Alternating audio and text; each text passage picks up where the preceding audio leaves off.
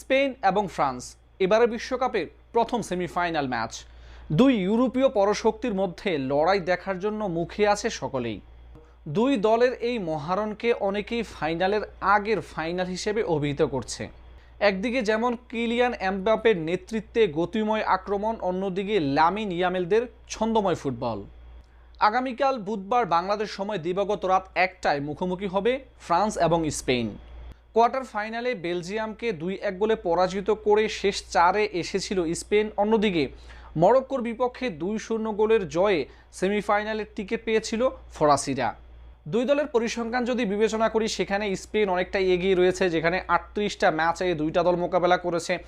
17টা ম্যাচে জয় পেয়েছে স্পেন, 13টা ম্যাচে জয় পেয়েছে ফ্রান্স এবং 7টা ম্যাচ হয়েছে ড্র।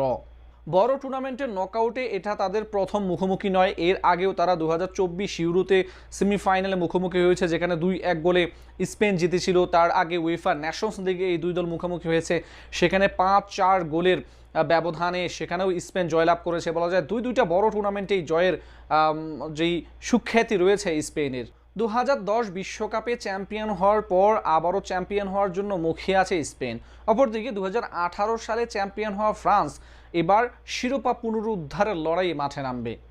তাই সেমিফাইনালের এই লড়াইটা শুধুমাত্র ফাইনালে যাওয়ার লক্ষ্য নয়, বরঞ্চ দুইটা ইউরোপীয় দলের নিজেদের শক্তিমত্তা প্রমাণ করার একটা মুখ্য জায়গা। এবারের আসরে দুইটা দলের হয়ে যারা আলো কেড়েছেন তাদের কথা যদি বলি, সেখানে সবার আগেই নামটা উচ্চারিত হবে কিলিয়ান এমবাপ্পের। ফ্রান্সের হয়ে এবারের আসরে দুর্দান্ত খেলছেন, 8টা গোল করেছেন, 3টে অ্যাসিস্ট করেছেন। এবারের আসরের সর্বোচ্চ গোলদাতা তিনি, গোল্ডেন বুটের দৌড়ে তিনি শীর্ষ স্থানে রয়েছেন। এছাড়াও দুর্দান্ত ফর্মে রয়েছেন ওসমান দেমবেলে, যিনি এবারের আসরে 5টা গোল করেছেন। গোল্ডেন বলের দৌড়ে এগিয়ে আছেন মাইকেল ওলিসে, যিনি 5টা অ্যাসিস্ট করেছেন এবারের আসরে।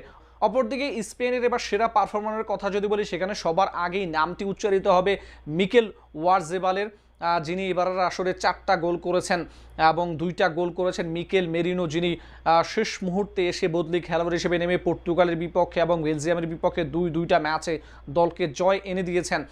তবে লামিন ইয়ামাল এখনও পর্যন্ত এবারের আসরে সেভাবে নিজেদেরকে মেলে ধরতে পারেননি, তবে দুর্দান্ত ফুটবল তিনি খেলেছেন। তার নিখুঁত পাস, দুর্দান্ত ড্রিবলিং নজর কেড়েছে। আসরে এখনও পর্যন্ত মাত্র 1টি গোল তিনি করেছেন। শক্তিমত্তার কথা যদি বলি, ফ্রান্সের শক্তি Kylian Mbappe, Ousmane Dembele, Michael Olise, Barcola, যারা দুর্দান্ত ফর্মে রয়েছেন, এবারের আসরে যে কোনো রক্ষণকে ভেঙে চুরমার করে দিতে পারেন। অপরদিকে স্পেনের শক্তিমত্তার কথা যদি বলি, তাহলে তাদের শক্তিমত্তার জায়গাটা হচ্ছে রক্ষণভাগ। এবারের আসরে দুর্দান্ত ছিল। কোয়ার্টার ফাইনালের ম্যাচ ছাড়া প্রত্যেকটা ম্যাচেই তারা ক্লিনশিট রাখতে সক্ষম হয়েছে। শুধুমাত্র বেলজিয়ামের ম্যাচে প্রথম তাদের জালে বল জড়িয়েছিল।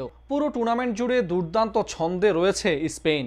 আক্রমণাত্মক ফুটবল, দ্রুতগতির পাসিং এবং ধারাবাহিক পারফরমেন্স তাদের অন্যতম শিরোপা প্রত্যাশী হিসাবে প্রতিষ্ঠিত করেছে। অন্যদিকে ফ্রান্স অভিজ্ঞ এবং তারকা সমৃদ্ধ দল নিয়ে আরও একটা বিশ্বকাপ জয়ের স্বপ্ন দেখছে।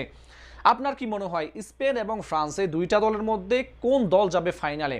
কার হাতে উঠবে সেই ফাইনালের টিকিট? কমেন্ট করে জানাতে পারেন আপনার মূল্যবান মতামত।